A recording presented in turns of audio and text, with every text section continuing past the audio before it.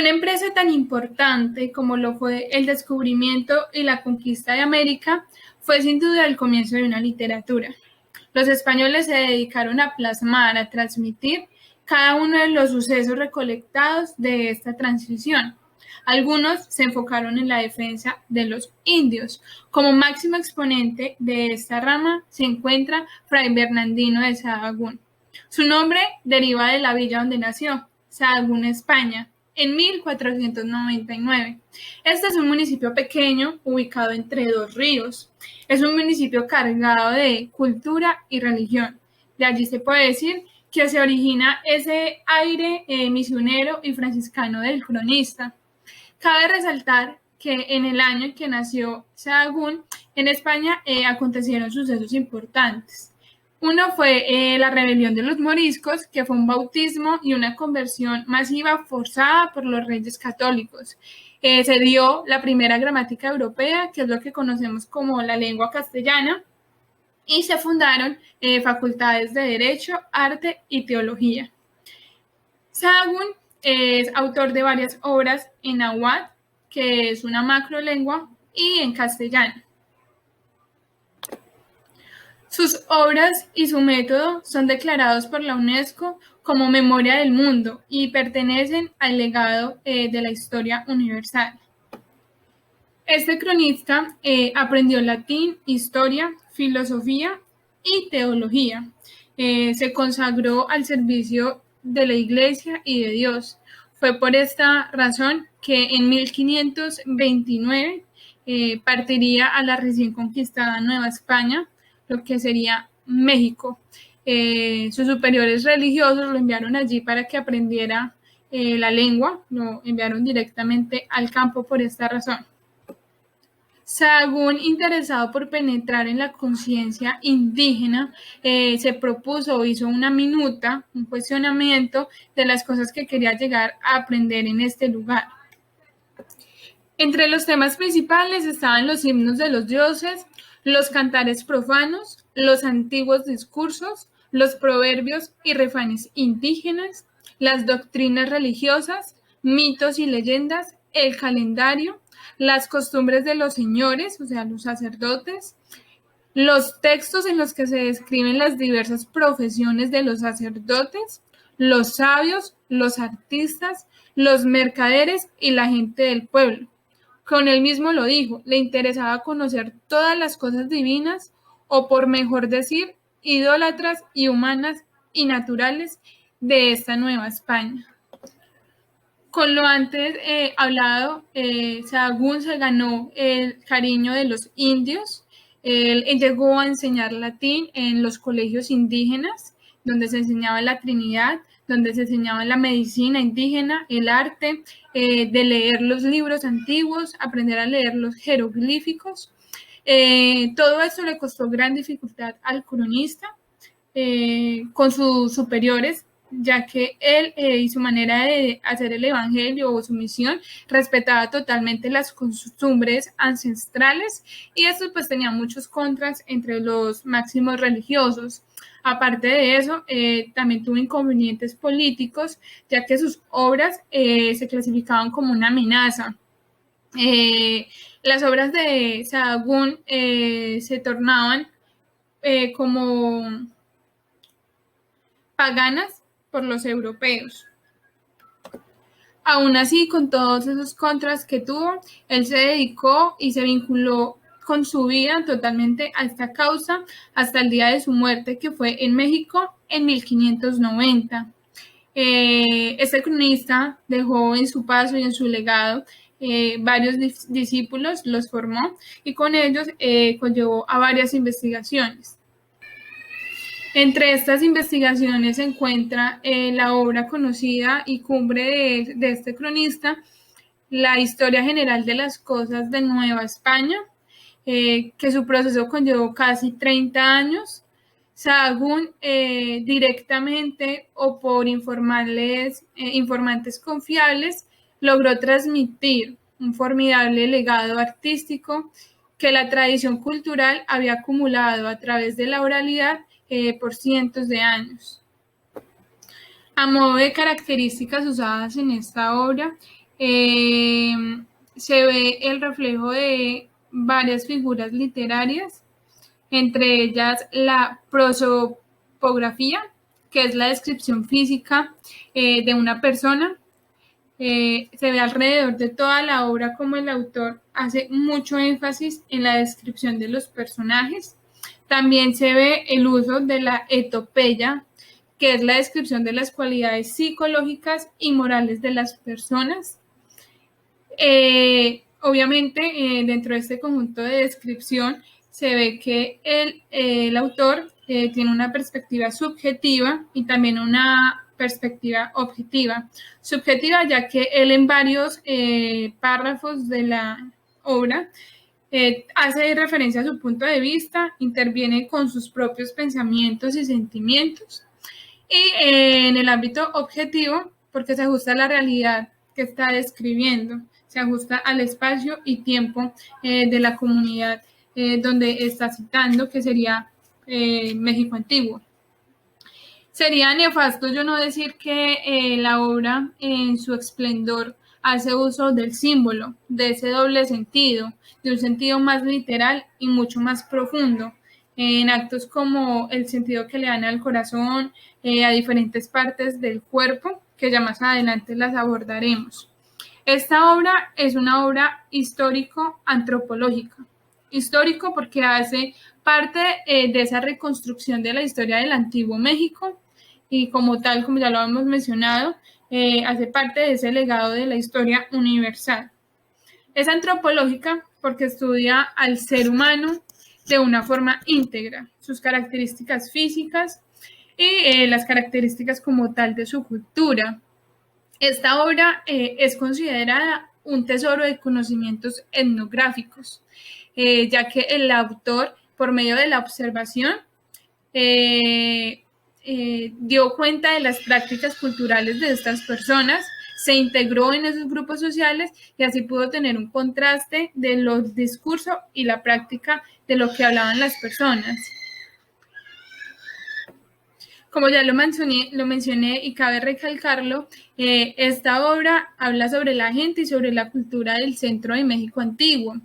Este es un manuscrito que consta de 12 libros dedicados a diferentes temas. Sahagún organizó su investigación en lo divino, lo humano y lo natural. A mí me correspondió analizar el libro primero y segundo, que correspondería a la referencia de lo divino. El primer libro trata a manera general de una especie de teogonía. Él describe a más de 21 dioses, pues que ellos enaltecían y adoraban en su momento. Habla de su función en el espacio y su división. Entre esa división, los más destacados fueron los dioses principales, diosas principales, dioses del vino, dioses del fuego, dioses imaginarios y dioses de la pluvia, que serían los dioses de la lluvia. Básicamente, en todo el primer libro narra eso. Cada uno de los dioses, el poder que le daban y su nacimiento, de dónde surge la necesidad de creer en esta deidad. En el segundo libro, el autor relata las fiestas y las ceremonias que realizaban pues estas personas, esta comunidad. Se habla de unas fiestas fijas y unas fiestas móviles. Las fijas se conocen como las que ya tienen dictaminado un mes. Para estas personas y estos indígenas, los meses contaban con 20 días, o sea que para ellos existían 18 meses. Entonces estas son las fiestas fijas, las que se realizan cada mes del año, y las móviles son las que se realizan en el curso de los 20 signos, los cuales hacían un círculo en 270 días, o sea que caían en un mes. O sea, por ejemplo, una fiesta se hacía cada 4 años, cada 8 años, entonces por eso se les llaman fiestas móviles.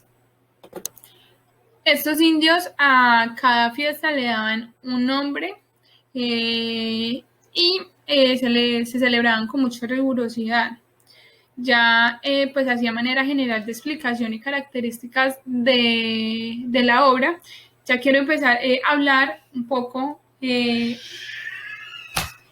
los temas citados por el profesor. Quise comenzar por lo maravilloso. Bueno, estos personajes en todo su diario vivir encontraban el ámbito maravilloso.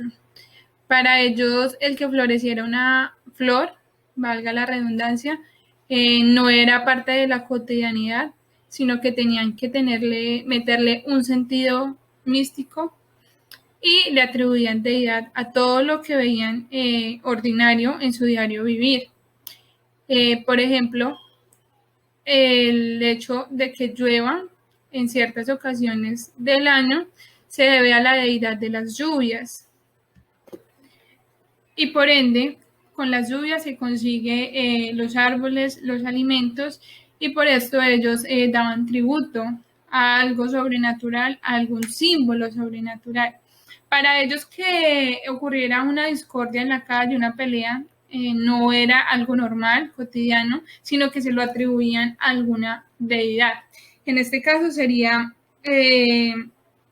la deidad de la discordia, que sería el Tezcatlipoca. O sea, él es el que origina esas discordias y el que sana también, pues como todos los problemas que acontecen entre ellos.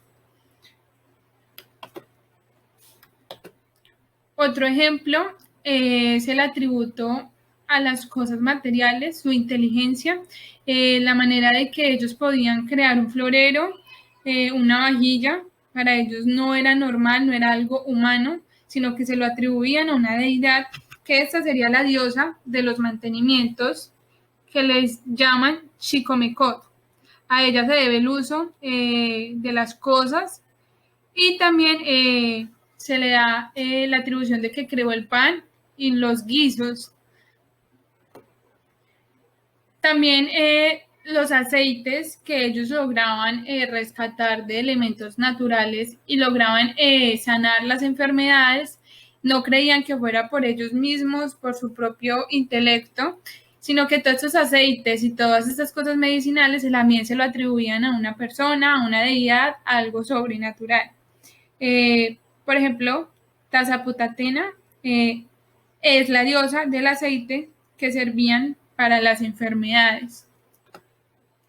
No era normal que una persona se ahogara.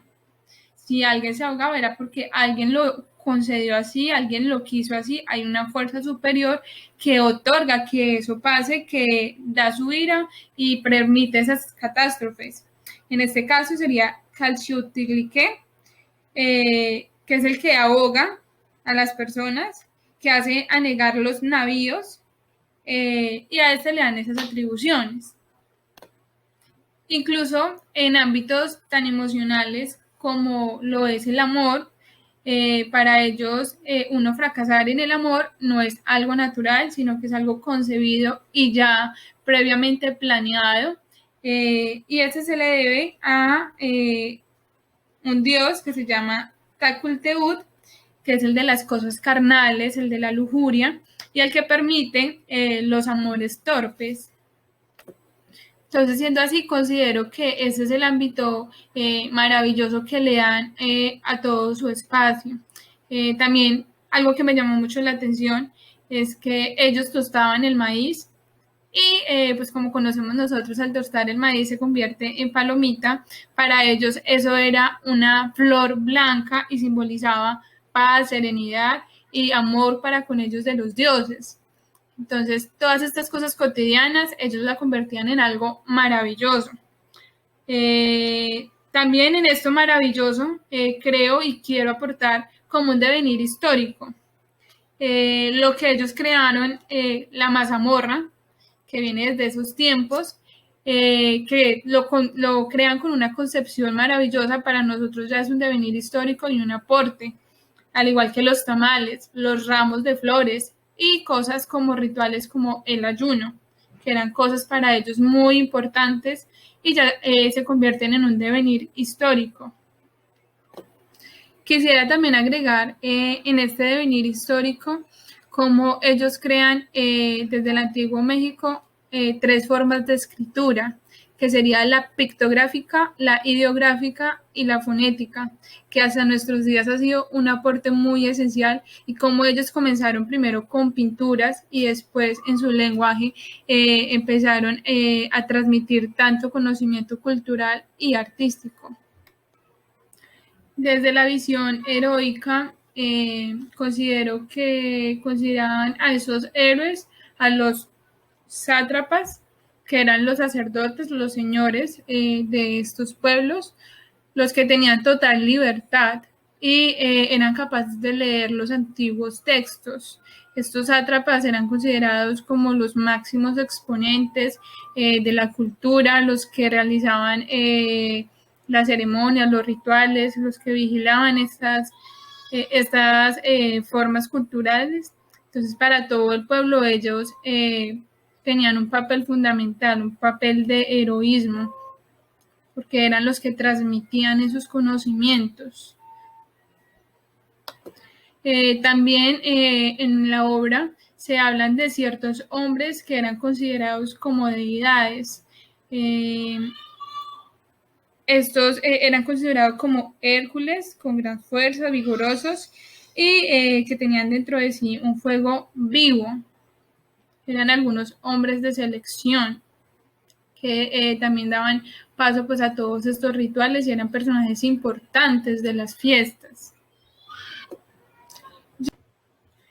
La visión de la barbarie pues es el tema más pronunciado en la obra, a mi parecer, en todo su esplendor, en los sacrificios y en las ceremonias que hacían estas personas a sus dioses. Tenía que haber sangre y mucha barbarie. O sea, en esta época no era bueno nacer bonito, ya tenías condenada a la muerte. Entre la población que más asesinaban y mataban cruelmente están los niños, los esclavos, los cautivos, bueno, que serían hombres, en su mayoría mancebos, que serían las personas jóvenes, como adolescentes, ni niños ni adultos. A los niños les sacaban los corazones, los llevaban, ellos hacen en la obra, se hace la expresión como si fueran unas pirámides donde hacían los sacrificios, y allí arriba había una piedra sagrada que era donde hacían el sacrificio. Cuando llevaban estos niños al sacrificio sobre los hombros, tenían el agüero de que si lloraban, significaba que iba a llover súper bien durante todo el año, iba a haber cultivos y etcétera. Entonces se alegraban, bailaban, danzaban, era algo muy pronunciado en ellos, el canto y el baile. Mataban y desollaban cautivos.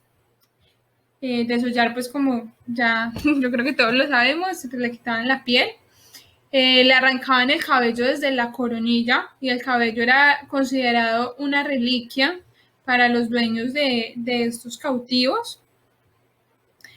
Golpeaban a los hombres que dejaban allí en una piedra, les sacaban el corazón igualmente, siempre los colgaban como de las extremidades, los brazos y los pies. Y todo esto era en honra al dios Sol. El corazón pues tiene ese símbolo de entregárselo al Sol, insaciable de corazones, como lo dice en el Popol Vuh. Por eso se dice que cuando llegaron los españoles castraron el Sol. Enchavaron el cuerpo y los viejos lo despedazaban para comerlo. Cuando ya hacían el sacrificio en la parte de arriba y le sacaban el corazón, tiraban el cuerpo, le quitaban la cabeza y los viejos lo organizaban para así poderlo comer después. Y como la habían desgollado, estas pieles se dejaban para luego hacer otros rituales. Al igual que la piel de estos cautivos, como sus huesos, los usaban y los dejaban por 20 días y hacían ayunos, hacían ceremonias. Lo menos que hacían ellos así suave era las primicias de las flores, pero en sí todas las ceremonias tenían barbarie. Crucificaban los niños, los bebés de brazos, se los compraban a sus madres, incluso el autor exclamaba alrededor de la obra que Dios perdonara sus pecados y esas mentes retorcidas, cómo era capaz una madre de vender a su hijo tan pequeño y permitir pues estos sacrificios. Personas que no son conscientes de lo que están haciendo y simplemente lo someten a una creencia. Dentro de este ámbito de barbarie se incluye los mancebos. A estos jóvenes les enseñaban el arte de tocar un instrumento, les enseñaban a cantar, los cuidaban, eran selectivos porque tenían que tener perfección, no podían tener ninguna cicatriz ni nada de estas cosas, me imagino. Los engordaban, los alimentaban bien, los trataban bien para después matarlos, sacrificarlos. Los paseaban, les daban mozas para que tuvieran conversaciones carnales y pues finalmente se sometía a la muerte, le sacaban el corazón y lo arrojaban abajo, lo mismo, le quitaban la cabeza. Hasta los 6 meses de fiestas y demás mataban muchos cautivos. Solo en el tercer mes, que era como el más apacible, quedaban las primicias de las flores, pero la barbarie se ve en todo su esplendor. Ya a partir del sexto mes empiezan a matar mujeres, siguiendo la misma dinámica. Les sacaban el corazón, pero morían aderezadas. Todos estos personajes que seleccionaban para matar lo hacían a favor de alguna deidad, entonces lo vestían conforme a esa deidad. Su color, por ejemplo, el color amarillo significaba femenino, el morado significaba sacralidad, entonces hacían toda esta vestimenta. En algunos meses era que se hacían hollar pues todas las orejas de los niños, se hacían los agujeros a señal del dios del fuego y todos se hacían agujeros en las orejas y también se las cortaban en señal al dios del fuego. Ya en el 9º mes dejan de matar personas humanas, pero entonces allí ya matan perros, gallinas, ya los animales, de la misma forma. Los queman vivos y hacían sus guisos y sus cosas, y no deja de ser bárbaro, pues también con la naturaleza.